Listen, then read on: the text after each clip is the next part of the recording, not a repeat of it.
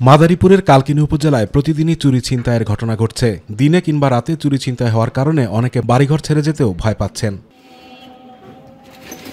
বাসাবাড়ি, দোকানপাট ও বিভিন্ন স্থানে তালা ভেঙে কৌশলে মূল্যবান মালামাল চুরির ঘটনা ঘটছে। এতে জনমনে সৃষ্টি হয়েছে আতঙ্ক ও নিরাপত্তাহীনতা। কিছুদিন আগে আমাদের চাতাল থেকে 26 মণ ধান চুরি হয়ে গেছে।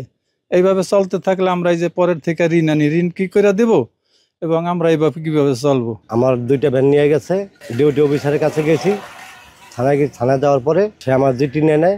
অনেকক্ষণ পরে বলে আপনি ভ্যান আমি যা খোঁজেন। কীভাবে হইলে আমি থানায় যাই, আমি কোনো সাহায্য পাই নাই। আমি গেছি হসপিটাল যাওয়ার পর লয়ে গেছি ভ্যান নিছি, ইমার্জেন্সি সামনে থইছি, নিয়ে আমার নাতি পানিতে পড়ছে, খেয়ে নিয়ে গেছি। আইয়া দেখি আমার ভ্যানটা নাই, 10 মিনিট 15 মিনিট রয়েছে।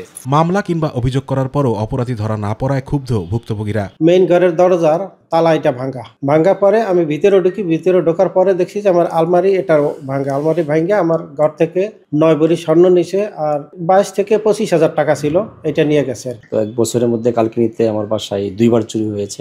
এর আগে আমরা জিডি করছি, কিন্তু পুলিশ আসছে, কিন্তু সেই চোরের কোনো মালামাল উদ্ধার হয় নাই। তবে পুলিশ প্রশাসন জানিয়েছে তারা চোর চক্রকে শনাক্ত করতে এবং চুরি ঠেকাতে নিয়মিত এলাকায় টহল দিচ্ছে। আমার দিনে 2টি মোবাইল পার্টি এবং রাত্রে 2টি মোবাইল পার্টি বের হয়।